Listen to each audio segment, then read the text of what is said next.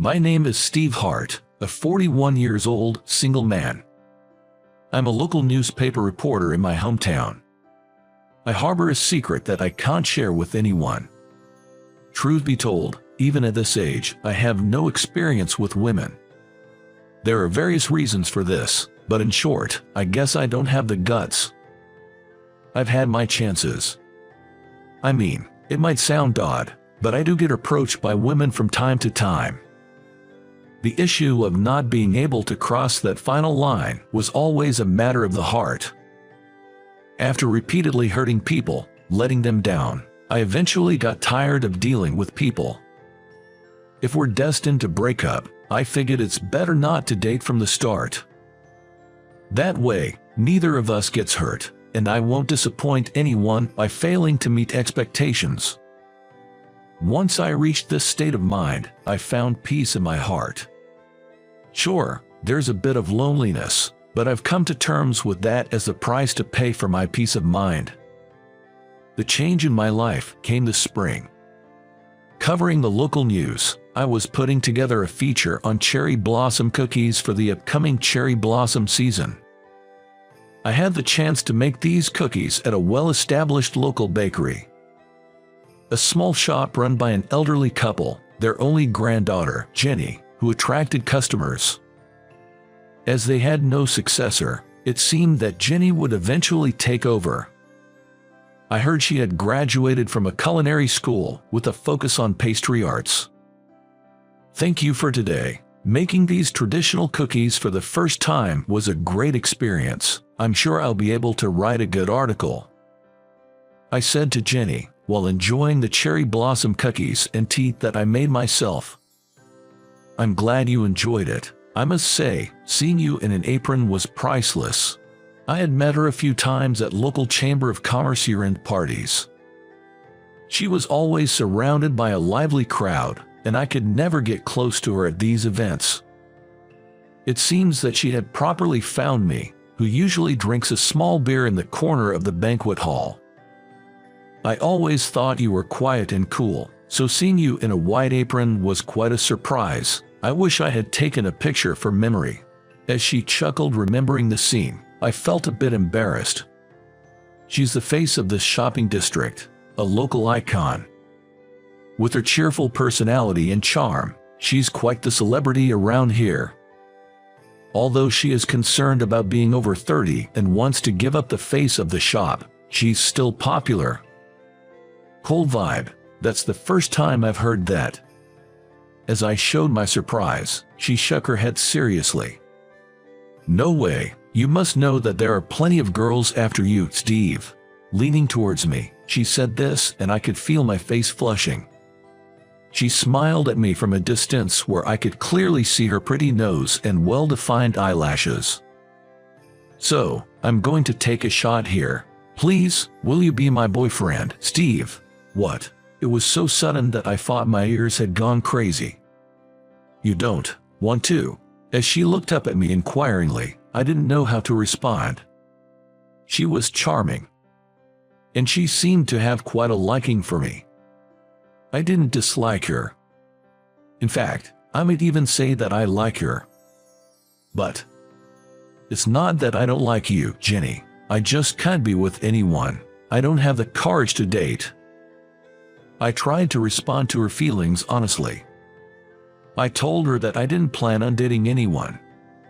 She seemed to think for a moment, then quickly smiled at me. But I like you, Steve. Don't forget that. I want to continue liking you. If I ever stop liking you, I'll tell you. She said this and put her hands together as if praying. Her fingertips were slightly trembling. From the trembling of her fingertips, I could tell she was serious. Thank you. I understand your feelings, Jenny. Upon hearing my response, she seemed to relax, the tension leaving her shoulders. From that day forward, Jenny and I started seeing each other more often. Most of the time, it was her who initiated it. To avoid giving her false hopes, I refrained from inviting her myself. I should probably refuse her invitations altogether. but I couldn't be cruel enough to turn her down. My indecisiveness might be hurting her. It might sound arrogant, but it's true that my heart ached every time Jenny invited me. "Would you like to go to this great seafood restaurant I found today, too?" Jenny had contacted me. She was always finding delicious places to eat or fun events and inviting me. As a local reporter, I really appreciated her suggestions. We arranged to meet at the restaurant over the weekend. The thought of seeing her bright smile made the weekend seem a bit more exciting. On the day of our meeting, Jenny, who is usually punctual, was unusually late. She is usually there before me, waving both hands to greet me. I was feeling anxious because she wasn't at our meeting place. She didn't show up even after 5 minutes. Thinking she might have had an accident, I was about to take out my cell phone to contact her when I heard, "Sorry to keep you waiting," and felt a tap on my shoulder. When I turned around, there was Jenny, looking a bit tired. "I'm sorry I kept you waiting. I was the one who invited you. I'm really sorry." Jenny deeply bowed her head as she said this. "No worries at all. More importantly, are you okay? Anything happened?" As I spoke, she lifted her head. The moment she did, I was taken aback. She was shedding tears. Passersby glanced at us. There I was, looking like a jerk, making a woman cry on the street. I felt hopeless, flustered, not knowing why she was crying. I suggested we sit somewhere, and guided her to a bench. During the walk, she kept repeating "I'm sorry," while her tears continued to flow. I was worried about what could have happened to her, my heart racing. After seating her on a park bench, I went to a vending machine and bought her a warm tea. She accepted the can of tea with both hands and said in a soft voice, "Thank you." Perhaps the warm tea had comforted her a bit. Finally, I was able to stop her tears. I waited patiently for her to share what had happened. "I'm sorry, I lost my composure. I've been nothing but trouble today. I'm really sorry." I tried to comfort her, smiling and saying, "It's okay. Actually, the cat I had for a long time passed away the day before yesterday. It was old, so I know it was its time, but that doesn't make it any less sad. I remember there always used to be a calico cat sunbathing in front of the pastry shop. So that cat had passed away. I had it with me for so long." Saying that, she began to tear up again. She had been with the cat until its last moments. I could tell from her voice that it hadn't been a painless death. Still, she had stayed by its side until the end, meeting its gaze. It's hard to have your wishes come true. She kicked a pebble at her feet as if she was a bit annoyed. Life's full of unfulfilled wishes. At my words, she nodded slightly. I've never had a pet. I'd never had a chance to raise a pet since I was a child.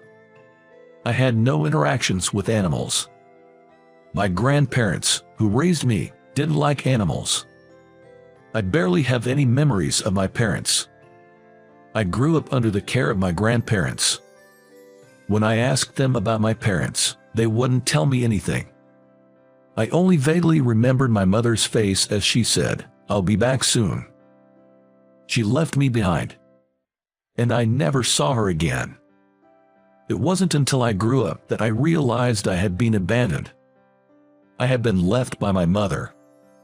Since I didn't remember my father at all from the start, I didn't miss him. But about Mom, I have been so lonely. But I could never forgive my mother, who just said, "I'll be back," and left me behind.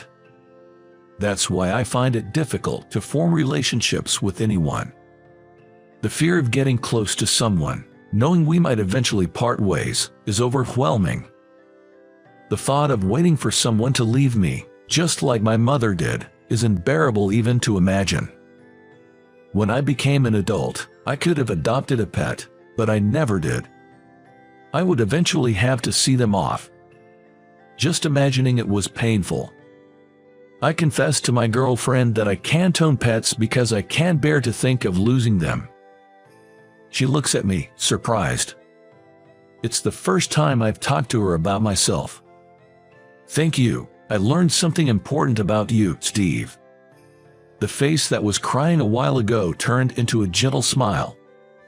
She smiled as if to cheer me up. In the end, I decided to go home without having the seafood we were supposed to eat that day. When we reached the exit of the park, she stopped. She put her finger on her lips and said, "Shh." We could faintly hear a kitten meowing. She quietly approached where the kitten's voice was coming from. Her figure disappeared into the thick of the flower bed. And when she came out of the thick, she was holding 3 kittens in her arms. "I found them," she muttered, seeming a bit stunned. But still, she lovingly looked down at the kittens. "What will you do? Take them to the police station?" She looked puzzled at my words. "I'm going to take them home. I plan to raise them." "What? But won't you be heartbroken again? Why, aren't you scared?" My true feelings slipped out spontaneously. I mean, just a while ago, she was crying about parting with a cat, and now she's picking up abandoned kittens. I can't even understand that. In a few years, another heartbreaking parting will be waiting. Rather than imagining the future sadness, there's something more important. Jenny said this with a slightly sad smile. "Are you afraid of dating me, Steve?" Her words hit the bullseye for me, and I am at a loss for words. I felt a cold sweat trickling down my back. "I won't leave you, Steve. Can't you trust me just a little bit?" In Jenny's hands, the kittens were looking at me. She was looking at me with the same pure eyes. I thought that if I couldn't take a step forward here, I would be alone forever. "I may not be perfect, but I'd appreciate your understanding." At my response, Jenny nodded vigorously and laughed, saying, "Leave it to me." Half a year after we started dating, it came time to greet her parents. I had met her grandparents, who run a traditional bakery, several times. But this was the first time meeting her parents, who live in a different place. Fortunately, her parents warmly welcomed me. I was tense all the time, but it seemed to be okay. "My name is Steve Hart. I am in a relationship with your daughter with the marriage in view," I said as I moved my seat to bow in their direction. When I raised my face, her mother, Emma, covered her mouth with both hands, looking at me with a surprised expression. "Hart, you said Steve, right? Excuse me, but is your mother named Lisa?" Why was my mother's name coming from Emma, whom I had met for the first time today? I was so surprised that I couldn't respond immediately. Her parents were waiting for my answer, holding their breath. Taking a small, deep breath to compose myself, I replied, "Yes, my mother's name is Lisa, but I don't remember much about my mother. After she left me at my grandparents' house, she never came to pick me up." There was no point in lying. I told the truth. Upon hearing this, Emma began to shed large tears. You resent your mother, don't you?" Her voice was shaking with tears. "Yes, if I said I didn't, I'd be lying," I admitted. At my answer, Emma began to sob uncontrollably. Her husband quietly hugged her. I was confused by her repeatedly apologizing to me in a low voice, saying, "I'm sorry." As if she had sensed something, Jenny stood up and brought a picture from the shelf. Handed over to me quietly, I looked at the photo. In it were her still young parents and my vaguely remembered mother standing shoulder to shoulder. "Wait, this is my mom." With her emotions settled and tears finally stopped, Emma began to speak slowly. My mother and her parents had met in Colorado. My mother was a photographer who accompanied to high-altitude mountaineering trips. Even on the day of this photo, she was in the mountains as part of a TV program staff. Her parents loved mountaineering, and they had encountered my mother several times up on the mountains. Not long after this picture was taken, Emma slipped and fell. To call for help, my mother ran down the mountain as fast as she could. Apparently, the radio that the staff had brought along was unusable due to an error. As a result, Emma, who had slipped, was rescued by the rescue team that my mother called for. But my mother, it seems, had a heart attack at the mountain cabin and never returned. My mother was the savior of Emma's life. What a coincidence. But why did my grandparents hide the truth about my mother? I had always thought my mother abandoned me. She didn't abandon me, she just couldn't come back. When I later confirmed it with my grandparents, they said that it was my mother's dying wish not to tell me about her death. My mother, who was a professional photographer accompanying high-altitude climbers, had always said she didn't want me to know if she ever died on the mountain. She didn't want me to hate the mountains. My mother loved the mountains. And if I didn't know she had passed away, I wouldn't have to grieve, she used to say. I think it's a selfish claim. But somehow, I felt like I understood my mother's feelings. It's such a strange connection. Must be your mother's mischief. Emma said with a gentle smile. I will definitely make Jenny happy, I declared clearly to her parents. The next moment, Jenny hugged me happily. I'm not alone anymore. Thinking so made me feel more determined. When the wedding preparations were in full swing, I stayed at her apartment for the first time. It's embarrassing, but it was my first night with her. As the weather forecast announced the arrival of the harsh winter, it was very cold. She was excited and said, I got a new heater. I was nervous and my hands were sweaty. Gently, okay, just as she whispered, and I gently reached into the heater, I heard a cat's voice. I tried to pull my hand out quickly, but it was a moment too late. I felt a sharp pain on the back of my hand. Ouch, it got me. When I pulled my hand out and checked, I had 3 scratch marks on the back of my hand. Oh, I thought you two would get along, she said with a disappointed face. Now, my nemesis are the kittens she picked up that night. Although they're kittens, they've grown quickly. It seems they don't like my presence, and they're on guard against me ever since I first set foot in the apartment. Attempting to touch the peaceful kitty under the heated blanket, I was immediately rebuffed. Since we'll become a family once we're married, I'd like to establish friendly relations with them tonight. However, the little guy hissed at me. They might think I'm trying to steal her from them. I, on the other hand, want to enjoy the soft feel of a cat for the first time, but I'm refused, and it gets me down. Hey, don't be so upset. They'll warm up to you soon. She comforts me, but a sense of anxiety lingers.